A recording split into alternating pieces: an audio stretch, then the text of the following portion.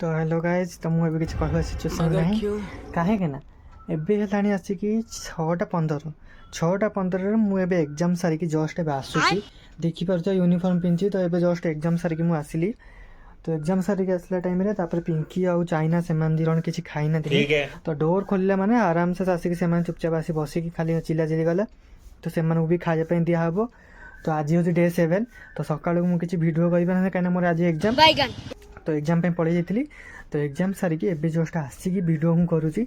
एक देख कॉलेज रे यूनिफॉर्म भी मुझे चेंज करनी।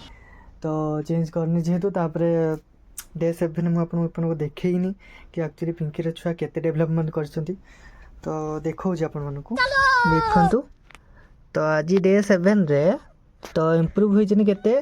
तो समस्त आखिटा खोली जाइए। समस्त देखिपे ये छुआर आखि फिटी जाइए। तापर ए छुआर भी आखि फिटी जाइए। आउ ए व्हाइट कलर यार भी आखि फिटी जाइए। तो प्राय समस्त बोधे आखि फिटी जाइए। तो यार भी आखि फिटी जाइए। तो समस्त आखि फिटी जाइए। तो माने एक्चुअली मुझे जोटा सुनी सत कथा कि 7 दिन आखि फिटी जाए बोली।